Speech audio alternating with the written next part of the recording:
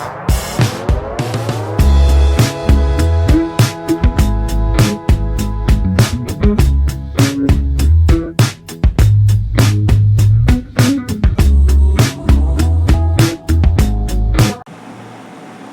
Friends, ഞാൻ രജിത്ത്.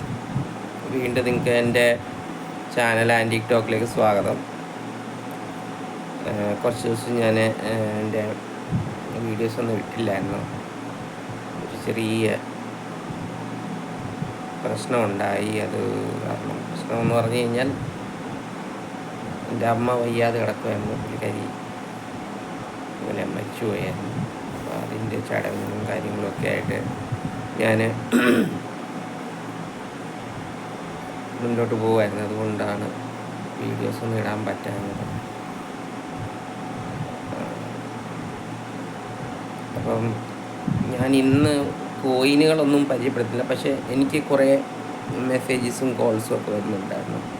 അപ്പോൾ അവർ നമ്മളോട് വാട്സപ്പ് നമ്പറിൽ കുറേ പിക്ചേഴ്സൊക്കെ ഇട്ട് അതിൻ്റെ വാല്യൂസൊക്കെ ചോദിക്കുന്നുണ്ടായിരുന്നു.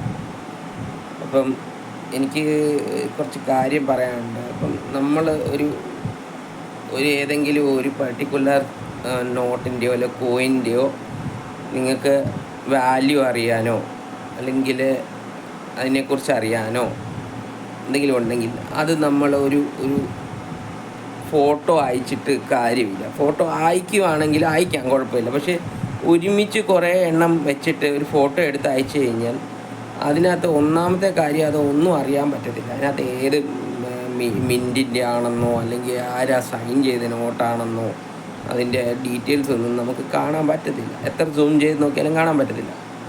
അപ്പം നിങ്ങൾക്ക് പറ്റുവാണെങ്കിൽ ഫോട്ടോസ് അയക്കുമ്പം അത് ഓരോന്നിൻ്റെയും നല്ല ക്ലാരിറ്റി ആയിട്ട് അതിൻ്റെ മിൻറ്റ് കാണത്തക്ക പോലെ അതിനകത്ത് എഴുത്ത് കാണത്തക്ക പോലെ അതുപോലെ നിങ്ങൾ എടുത്ത് അയച്ചു തരുവാണെങ്കിൽ നമുക്ക് അതിൻ്റെ വാല്യൂ കണ്ടെത്താൻ ബുദ്ധിമുട്ടുണ്ടാവില്ല. അപ്പോൾ അതുകൊണ്ട് നിങ്ങൾ ഒരു കാര്യം ചെയ്യുക. ഇനി തൊട്ട് എനിക്ക് എന്തെങ്കിലും അയച്ചു തരുന്നതിന് ഞാൻ നോക്കി തരാം. അപ്പോൾ ഒത്തിരി കോയിൻസും ഒത്തിരി നോട്ട്സും ഒക്കെ ആയിരിക്കും അയക്കുന്നത്. അപ്പോൾ എടുക്കാൻ നമുക്ക് നോക്കാൻ സമയമെടുക്കും. ഒന്നാമത്തെ കാര്യം, നമ്മൾ ഈ കാര്യം നമ്മുടെ കയ്യിലുണ്ടെങ്കിൽ തന്നെ ചില കോയിൻസിൻ്റെ നമുക്ക് വായിക്കാൻ പറ്റത്തില്ല.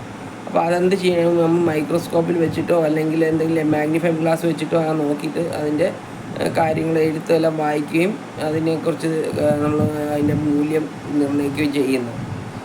അപ്പം അതുകൊണ്ട് ദൈവത്തെ ഓർത്ത് നിങ്ങൾ അയക്കുമ്പോൾ അതിൻ്റെ ക്ലാരിറ്റിയോടുള്ളൊരു പിക്ചർ അയച്ചു കഴിഞ്ഞാൽ എനിക്ക് ബുദ്ധിമുട്ടുണ്ടാകത്തില്ല, നിങ്ങൾക്കും ബുദ്ധിമുട്ടുണ്ടാകത്തില്ല. അപ്പം നിങ്ങൾ അയച്ചു കഴിഞ്ഞാൽ നിങ്ങൾ വിചാരിക്കും, അയ്യോ താണ്ട് ഞാൻ അവർക്ക് അയച്ചു കൊടുത്തു, അയാൾ ചുമ്മാ അത് എന്ന് പറഞ്ഞതേ ഉള്ളൂ, അല്ലെങ്കിൽ അയാൾ ഇതൊന്നും നോക്കത്തൊന്നുമില്ല. നമുക്ക് നോക്കുന്നതിന് ഒരു ബുദ്ധിമുട്ടില്ല. ഞാൻ മറുപടിയും ചെയ്യാറുണ്ട് ആൾക്കാർക്ക്. പക്ഷേ ഞാനത് മെസ്സേജ് ചെയ്യാറുണ്ട്, ഇന്നപോലെ അയച്ചു തരണമെന്നൊക്കെ പറഞ്ഞ് മെസ്സേജും അയക്കാറുണ്ട്.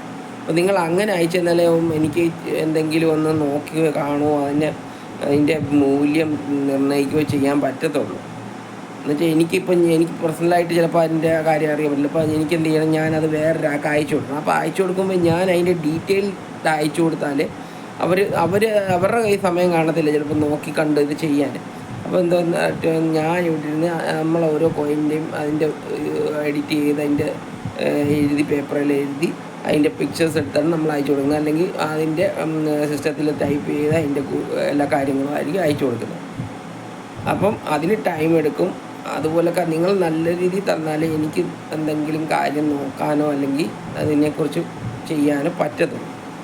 മനസ്സിലായോ? അപ്പം അതുകൊണ്ട് നിങ്ങൾ ആ ഒരു കാര്യം പ്ലീസ് ശ്രദ്ധിക്കുക. നിങ്ങൾ എന്നെ വിളിച്ചോ എന്നെ വാട്സപ്പ് ചെയ്തോ ഒരു പ്രോബ്ലം ഇല്ല. നിങ്ങൾക്ക് തരേണ്ട അറിവ് ഞാൻ തരും.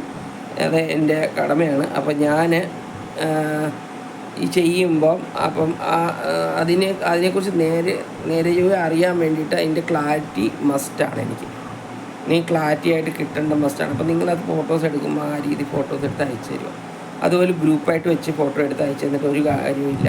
നിങ്ങളിങ്ങനെ ഗ്രൂപ്പായിട്ട് വെച്ച് അയച്ചു തന്നു കഴിഞ്ഞാൽ അത് കാണുക എന്നല്ലാതെ അതിനകത്ത് എന്താ ഉള്ളതെന്നൊന്നും നോക്കാൻ പറ്റത്തില്ല. ചുമ്മാ ഇങ്ങനെ കണ്ടു കഴിഞ്ഞാൽ നമുക്ക് അറിയാൻ പറ്റില്ല ഏത് കോയിൻ. എന്ന് ഒരു ഷേപ്പിൽ കോയിൻ 50 പൈസയുടെ പല വർഷത്തിലേ ഉണ്ട്.